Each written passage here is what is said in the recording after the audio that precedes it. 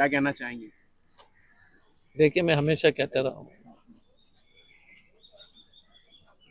अंग्रेजी में एक कहावत है, the beginning of the end. ये रघुवर दास जी के परिवार का आतंक का जो है खात्मे का पहला कदम है। पूर्वी और जमशेदपुर की जनता परेशान है। तो उस गुंडागर्दी को रोकने के लिए जब 94 के समय जब गुंडागर्दी बढ़ गई थी, तो यहाँ पे एसपी आए और पूरे हम लोग सब मिल करके जो है अपराध मुक्त किए।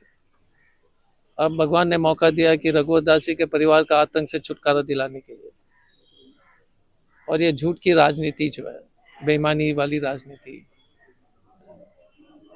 ये झूठे वादे वाली राजनीति और एकदम लोग को अपमानित करने वाली राजनीति को जो है कम से कम जमशेदपुर में खत्म करने के लिए एक मौका है, सुनहरा मौका है। मैं जनता को धन्यवाद देना चाहता हूँ, पार्टी को धन्यवाद देना चाहता हूँ।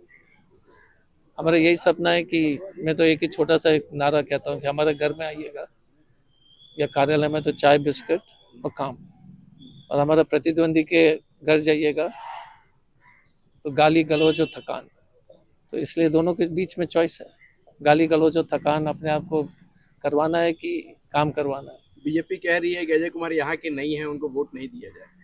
तो वो लोग कहाँ के हैं बताइए? वो अपने तो देखे कि कहाँ से आया। यही तो प्रॉब्लम है, झूठ के ठेकेदार हैं। वो अपने तो बताए कहाँ से है। तो इसीलिए यही प्रॉब्लम है ना।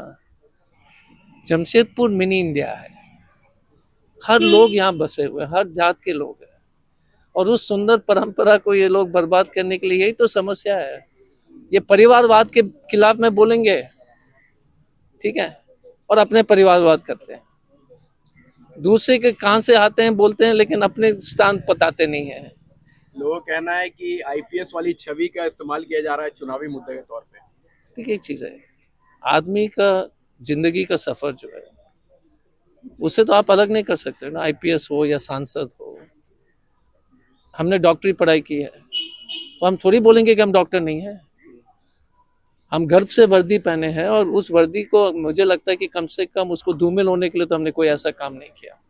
एमपी होकर भी हमने जो है किसी तरह का जो है मुझे नहीं लगता है कि मैं कभी ऐसा काम किया हूं जिससे हमको जो है रात को नींद नहीं आए।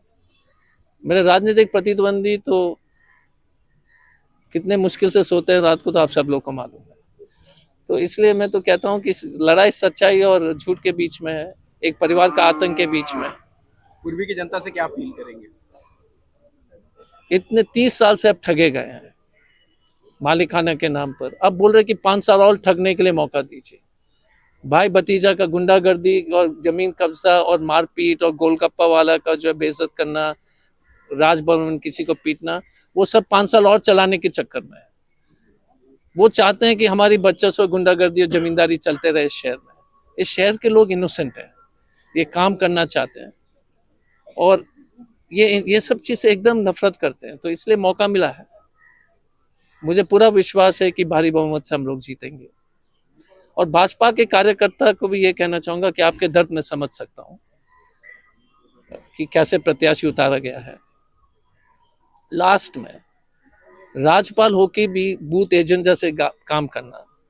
अगर देश के राष्ट्रपति कल प्रचार में निकलती है, या चीफ जस्टिस ऑफ इंडिया जो है बॉम्बे के चुनाव में प्रचार करते हैं, या डीसी एसपी और एसडीओ किसी राजनीतिक दल को मदद करते हैं, फिर देश का क्या होगा? तो जो बचा हुआ है संविधान के जितने भी है, जो आदमी का विश्वास ही उठ जाएगा इस देश के ऊपर। हमारे राज्यपाल महोदय उड़ीसा के बूथ एजेंट जैसे काम कर रहे हैं, तो अफसोसजनक है।